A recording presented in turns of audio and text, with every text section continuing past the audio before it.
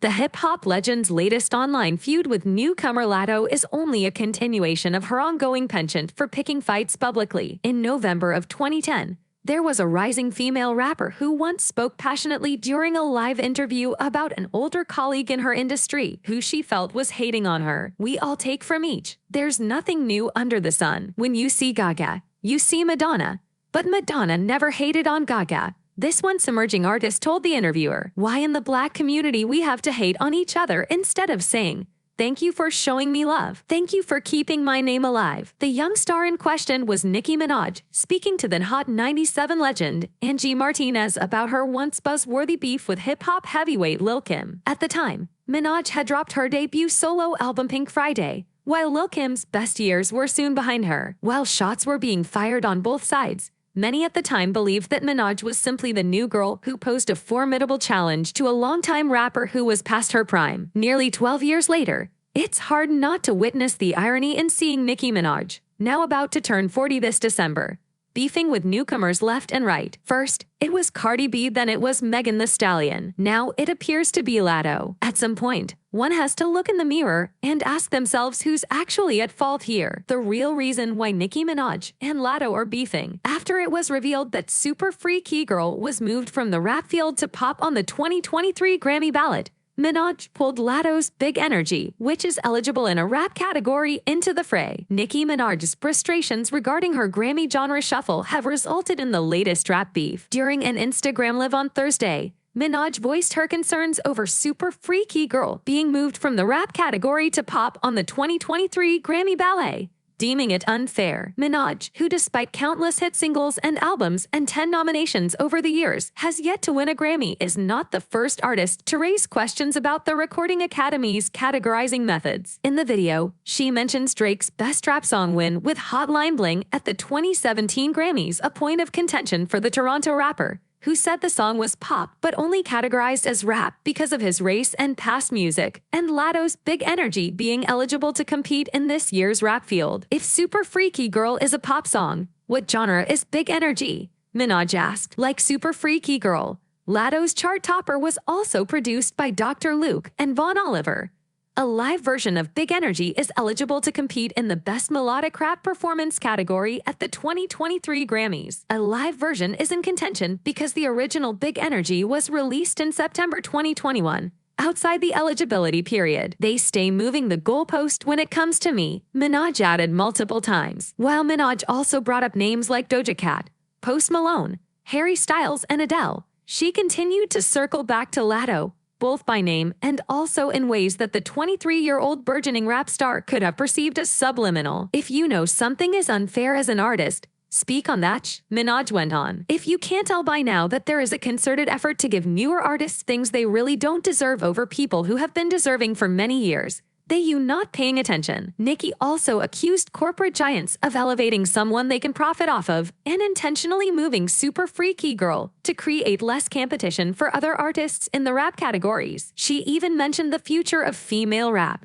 adding that the genre will no longer have any black women. The comment can be understood as a dig against Latto, whose mother is white and father is black. Minaj also went on to say in a tweet that Latto is wiping that spray tan off and being a Karen, a term typically reserved for white women. On Twitter, Minaj echoed the sentiments expressed during her live about Super Freaky Girl and Big Energy, even quoting tweets from fans who were drawing the comparison. This didn't sit well with Latto, who had been trying to celebrate her nominations, including Favorite Female Hip-Hop Artist and Favorite Hip-Hop Song, with Big Energy amidst social media backlash to her Bet Hip Hop Awards win, sparked by Kodak Black. "Damn, I can't win for losing.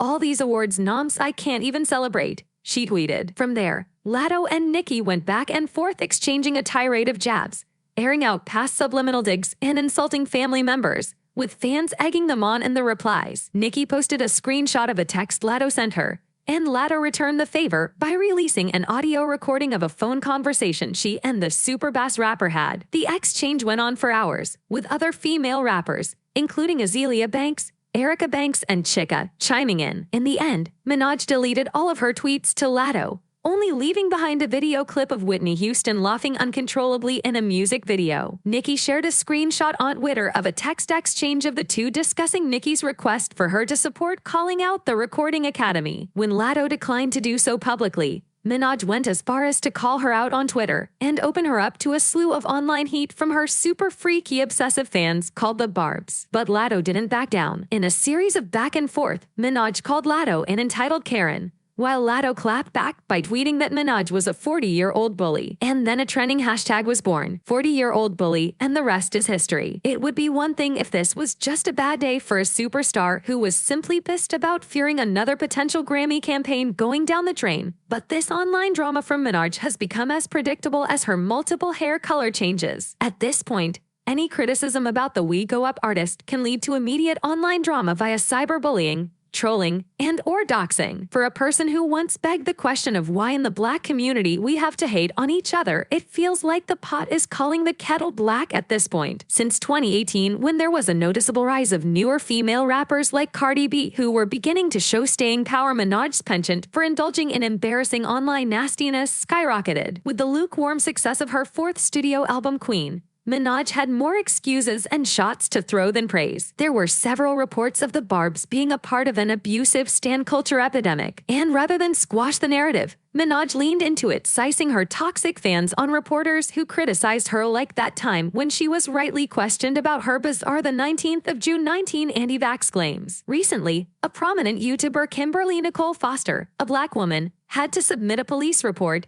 and file lawsuits after insufferable Barbs doxed her following a few mildly critical tweets she posted about Nicki Minaj. Rather than tell her angry mob of supporters to cease and desist, the rapper was reportedly liking several tweets that were directed towards Foster, further fanning the flames that were thrown towards the 33-year-old commentator. Again, this is one of countless examples of when Minaj sat back and entertained her spiteful followers as they cyberbullied her critics on her behalf. Perhaps the most substantial example of Nicki's evolution into becoming one of the music industry's real-life supervillains was how she came after the victim of her registered sex offender husband, Kenneth Sue Petty. Last year, the shameless campaign Nicki took part in that involved alleged bribing, legal intimidation, and threats towards accuser Jennifer Hawk. Hawk would later tell her story on the now discontinued The Real, and as expected, Minaj used social media to further the online bullying of some of the hosts such as Garcelle Beauvais and Lonnie Love. Why does any of this matter? Because at nearly 40 years old, one of the biggest names in music is yielding her massive global platform to cause harm. This isn't some simple immature Gen Zer on TikTok acting out, but a grown-ass woman who should know better. Whether you're a Barb or not,